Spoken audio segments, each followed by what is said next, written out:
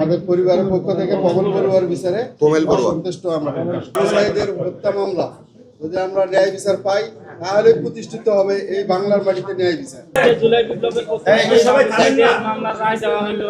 আজকে যারা দুইজন গুলি করছিল তাদেরকে মৃত্যুদণ্ডের রায় শোনানো হয়েছে এবং এখানে যারা পুলিশের ঊর্ধ্বতন কর্মকর্তা ছিল আরো কয়েকজন, তিনজনের হচ্ছে যাবজ্জীবন সাজার কথা বলা হয়েছে এবং বাকি আরো কয়েকজন আছে তাদের শাস্তি কম হয়েছে এবং আমরা এখনো এই মামলার রায়টা অতটা পর্যবেক্ষণ করতে পারি নাই, পর্যালোচনা আমরা ভালোভাবে বুঝে তারপরে স্যারদের সাথে পরামর্শ করে এই সামনে আবার এটা মামলার আপিল করার ব্যাপারে আমরা আগে নিজেরা বুঝি, তারপরে এটা আমরা করব। আমাদের অসন্তুষ্টির জায়গা হচ্ছে যারা পুলিশের যারা গুলি করলো তারা হলো একটা ঊর্ধ্বতন কর্মকর্তার নির্দেশে করছে, যারা ঊর্ধ্বতন কর্মকর্তা ছিল তাদের কারো ফাঁসি হয়নি।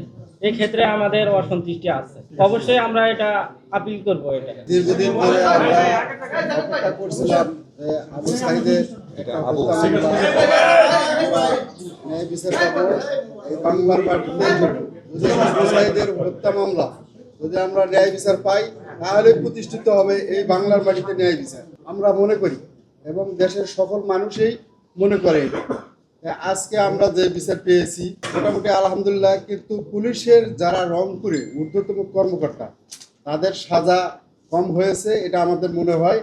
এবং ছাত্রলীগ সভাপতি যে কমল বড়ুয়া ছিল কিন্তু তার ফাঁসি হওয়ার দরকার ছিল। আমাদের পরিবারের পক্ষ থেকে তার ফাঁসির দাবি।